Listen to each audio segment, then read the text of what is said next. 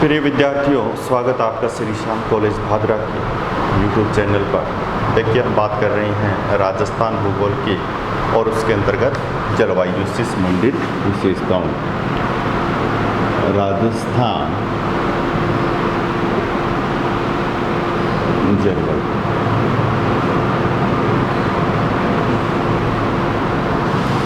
राजस्थान जलवायु के अंतर्गत हमने सभी विशेषताओं को देख लिया था और हमारा जो इसके अंतर्गत लास्ट टॉपिक था जलवायु वर्गीकरण, उसकी बात कर रहे थे। जलवायु वर्गीकरण,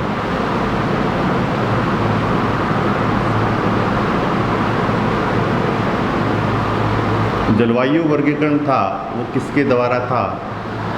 भारतीय मौसम विभाग के द्वारा।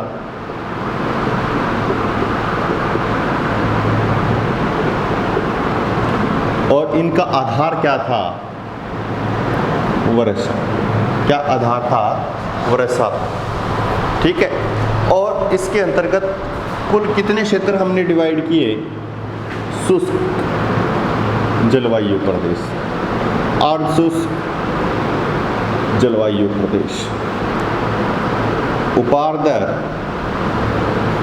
जलवायु प्रदेश, आर्द्र जलवायु प्रदेश और अति आर्द्र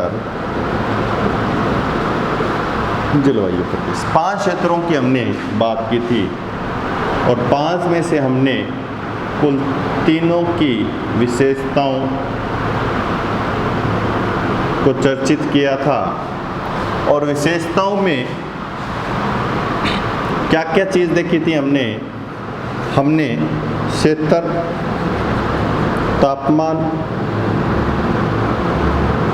वर्षा, वनस्पति, ये 4 प्रमुख क्षेत्र हमने प्रत्येक तीनों के देख चुके हैं। अब हम बात कर रहे हैं आर्द्र और अति आर्द्र। अब देखिए, आर्द्र की बात करते हैं। एक बार डायग्राम फिर से बना देता हूं मैं।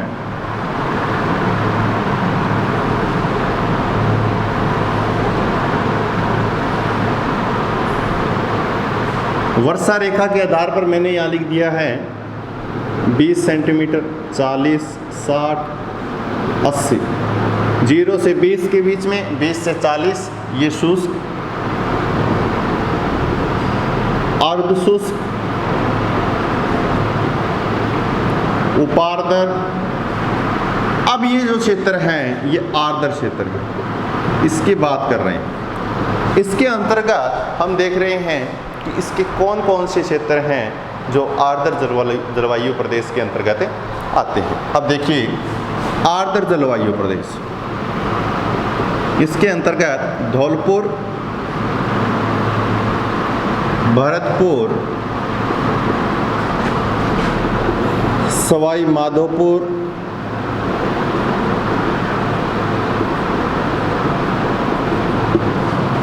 उदयपुर,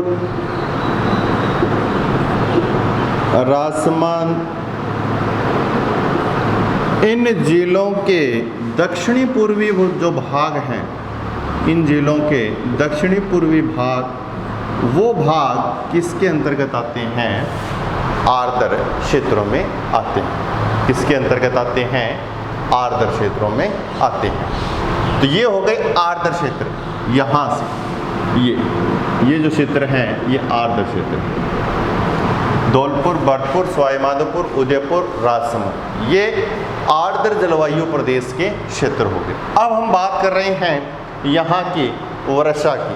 तो वर्षा की बात करते हैं तो वर्षा का क्षेत्र कितना है? 60 सेंटीमीटर से 80 सेंटीमीटर के मध्य यहाँ पर वर्षा पाई जाती है। अब हम देख रहे हैं तापमान। तापमान कितना पाया जाता है? तापमान हम ग्रीष्म ऋतु की बात करते हैं तो पाया जाता है लगभग 33 डिग्री। हम शीत ऋतु की बात करते हैं तो लगभग पाया जाता है 17 डिग्री। ये हो गया इसका तापमान। क्षेत्र देख लिया हमने, वर्षा देख लिया, तापमान भी देख लिया। अब हम बात करते हैं इसकी वनस्पति की। यहाँ पर किस प्रकार के वन पाए जाते हैं, या कोई घास पाई जाती है, या कुछ झाड़ियाँ पाई जाती है क्या, ये चीज़ देखेंगे। अब देखिए, आपको पता है कि यहाँ पर 60 से 80 सेंटीमीटर वर्षा होती है और ये तापमान है, तो जो कंटीली झाड़ियाँ हैं वो तो यहाँ पर मिलेगी नहीं, क्योंकि वो किस प्रकार की वनस्पति है, शुष्क वनस्पति है। घास की बात करते हैं तो घास भी यहाँ पर नहीं पाया जाएगा, क्योंकि घास जो क्षेत्र है वो 20 से 40 के अंतर्गत आता है, और उसको हम क्या बोल रहे हैं, स्टेपी प्रकार की जलवायु या अर्धशुष्क प्रकार की जलवायु। तो हम देख रहे हैं इस क्षेत्र में वनस्पति क्या मिलेगी। फिर वनस्पति मिलती हैं नीम, आम, इमली, सहतूत, ये सारी की सारी वनस्पति कहाँ मिलेगी आपको,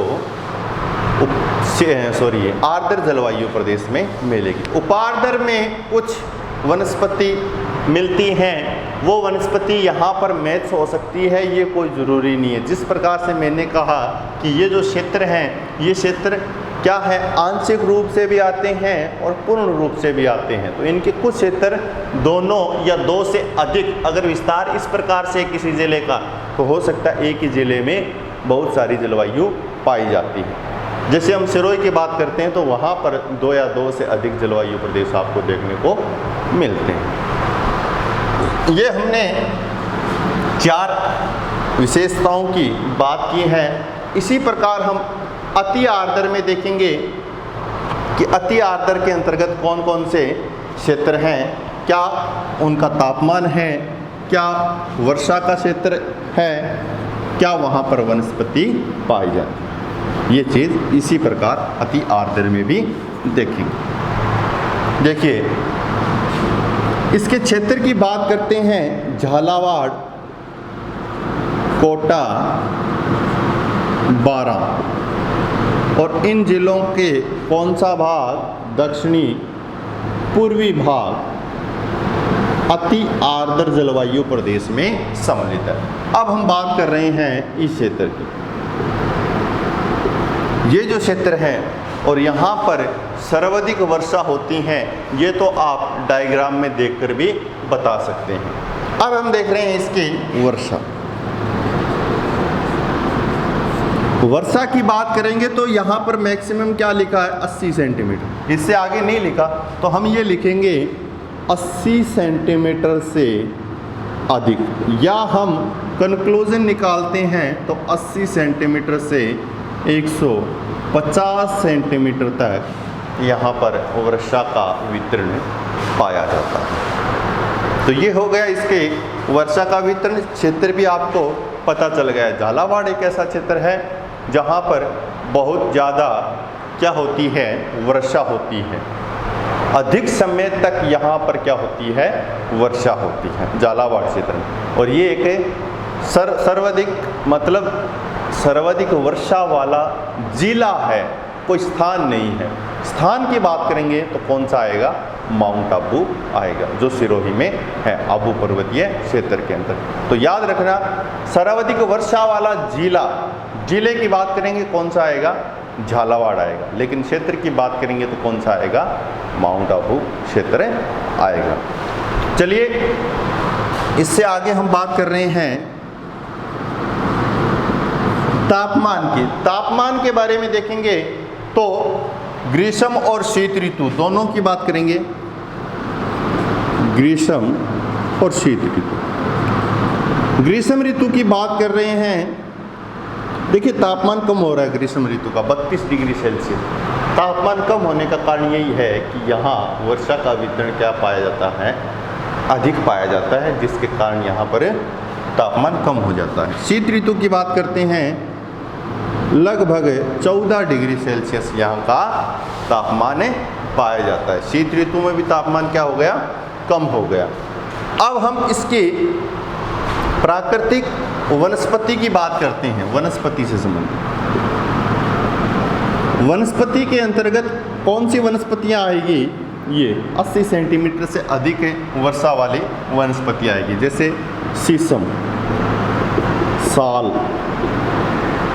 सागवान, ये प्राकृतिक वनस्पति यहाँ पर मिलती। और ये जो क्षेत्र है ये प्राकृतिक वनस्पति का धनी क्षेत्र है।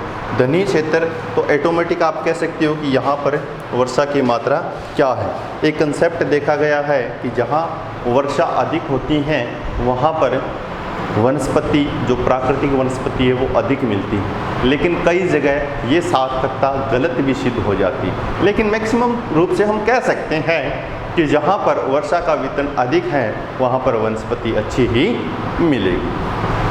तो ये हमने जो भारतीय मौसम विभाग के द्वारा जो वर्गीकरण दिया है जलवायु का, राजस्थान की जलवायु का, वो हमने देखा है।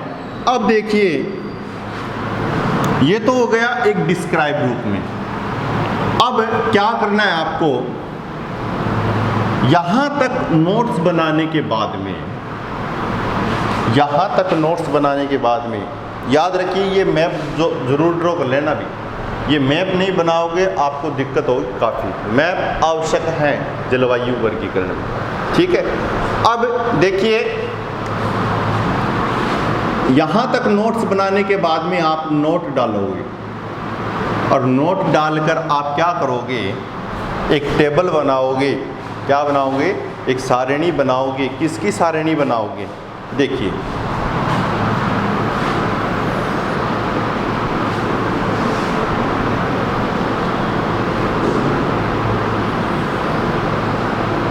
अध्ययन बिंदु,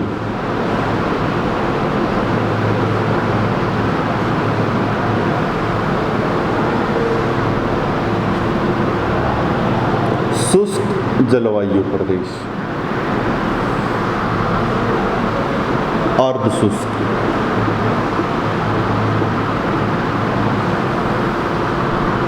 उपार्द्र, आर्द्र और अति आर्द्र।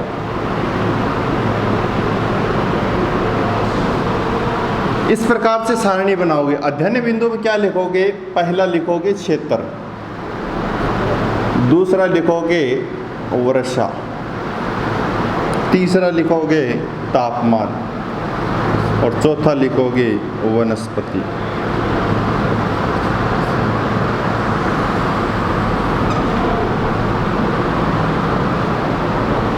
ये एक सारणी हो गई आपकी।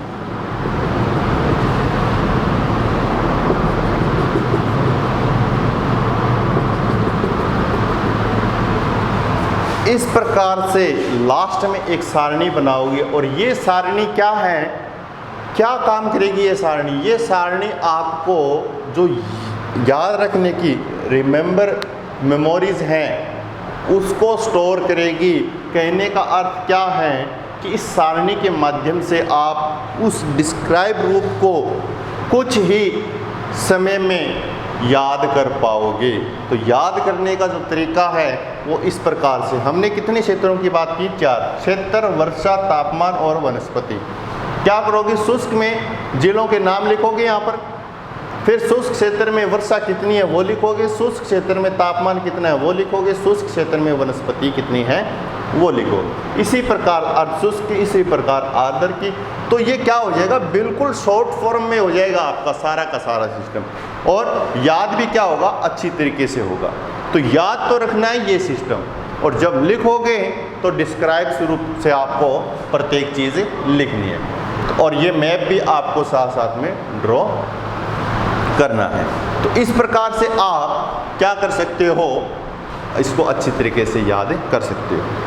अब देखिए जलवायु वर्गीकरण एक हो गया स्पेसिफिक रूप से भारतीय मौसम विभाग के द्वारा। अब जलवायु वर्गीकरण 3 व्यक्तियों ने और दिया है, तो कुल जलवायु वर्गीकरण हो गए आपके 4।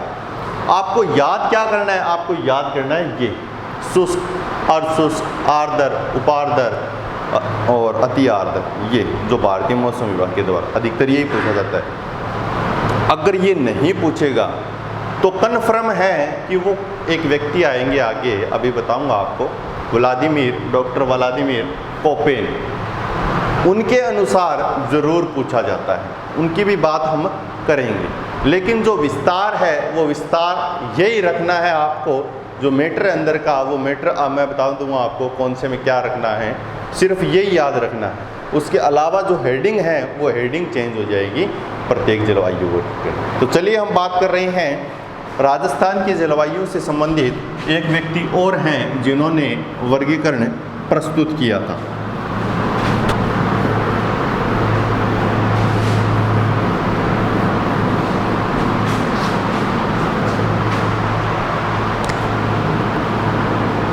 Doctor Vladimir Koppen. ये व्यक्ति कोपेन ने विश्व जलवायु वर्गीकरण में भी हिस्सा लिया है, भारत के जलवायु वर्गीकरण में भी हिस्सा लिया है और साथ साथ में राजस्थान के जलवायु वर्गीकरण को भी इन्होंने दर्शाया है। तो हम तीनों संदर्भ में कोपेन के जलवायु वर्गीकरण को पढ़ते हैं। तो राजस्थान की दृष्टि से क्या है, अब देखिए इस व्यक्ति के बारे में देख लो, ये कहाँ से था, जर्मन से था, और जर्मन से जलवायु शास्त्री, जर्मन का जलवायु शास्त्री था कोपेन। और इन्होंने अपना जो जलवायु वर्गीकरण दिया है उसमें जो मुख्य आधार था वो आधार क्या रहा था इनका जलवायु का, तापमान व वर्षा। इन्होंने दो प्रमुख कारकों का अध्ययन किया और उसी के आधार पर जलवायु के वर्गीकरण को प्रस्तुत किया। अब जो जलवायु वर्गीकरण प्रस्तुत किया उसमें क्या किया इन्होंने, सांकेतिक भाषा का प्रयोग किया। सीधा स्पष्ट नहीं लिखा। क्या नहीं लिखा, इन्होंने ये नहीं लिखा कि ये क्षेत्र उष्णकटिबंधीय है, ये क्षेत्र शीतकटिबंधीय क्षेत्र है, या ये जलवायु उपार्द्र है, ये आर्द्र है, बल्कि इन नामों के अलावा इन्होंने क्या किया है, सांकेतिक भाषा का प्रयोग किया। इन नामों का प्रयोग इन्होंने नहीं किया है। हाँ, ये जरूर है कि इन नामों का अर्थ क्या होता है, बस ये स्पष्ट किया है।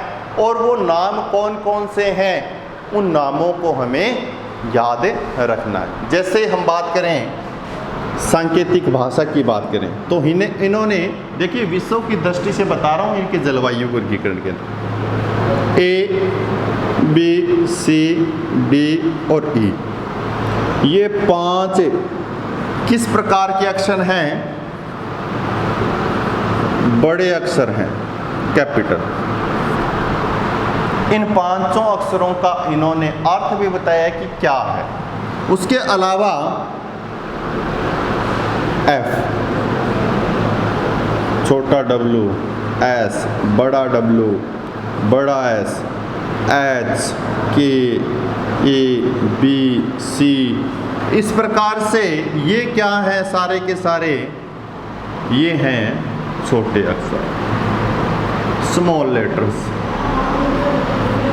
तो बड़े अक्षरों का भी प्रयोग किया और छोटे अक्षरों का प्रयोग किया, किसमें, जलवायु वर्गीकरण।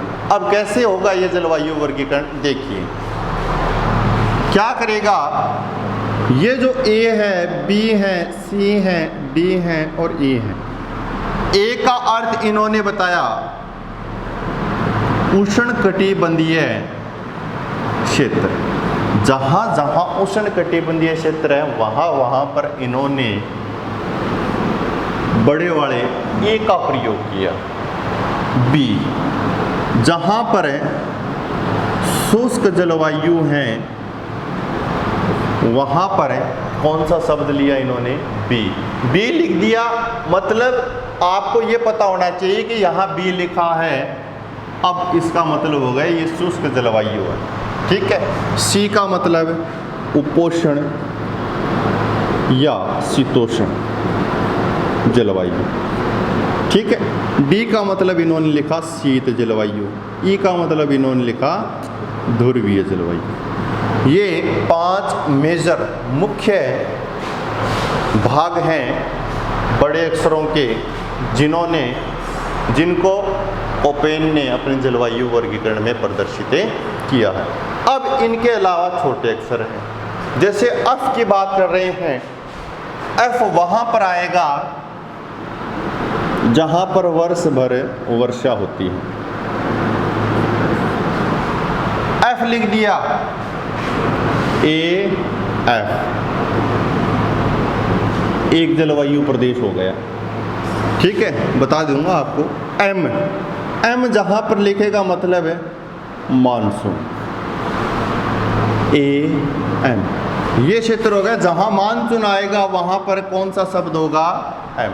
अब देखिए 2 जलवायु प्रदेश हो गए। इसी प्रकार से आगे भी मिलेगा आपको BW, HW, इस प्रकार से राजस्थान में देखेंगे हम AW और BW, HW, CWG, इस प्रकार से बहुत सारे हैं, वो हम डिस्कस करेंगे। AF इसका अर्थ बता सकते हो आप? बता सकते हो बिल्कुल। ए का मतलब उष्णकटिबंधीय, उष्णकटिबंधीय। एफ का मतलब वर्ष भर वर्षा, तो हम कह सकते हैं आर्द्र जलवायु है, नमी की मात्रा है, उष्णकटिबंधीय है, आर्द्र जलवायु। अब क्या किया इन्होंने, इस शब्द को नहीं लिखा बल्कि किस शब्द को लिखा, ये लिखा। बस इनका तरीका यही था। इन्होंने किस भाषा का, सांकेतिक भाषा का प्रयोग किया है, बस यही चेंजेस है इसमें और कुछ नहीं है। अर्थ क्या निकला इसका, उष्णकटिबंधीय आर्द्र जलवायु। इसका भी अर्थ निकाल सकते हो उष्णकटिबंधीय मानसूनी जलवायु। एम है तो क्या हो गया, मानसूनी जलवायु। इस प्रकार से इन्होंने सांकेतिक भाषा का प्रयोग किया। अब राजस्थान में कौन कौन से भाग हैं, इसकी चर्चा हम नेक्स्ट वीडियो में करेंगे। आशा करता हूँ कि वीडियो अच्छे से समझ में आया होगा। Thank you very much. जय हिंद, जय भारत।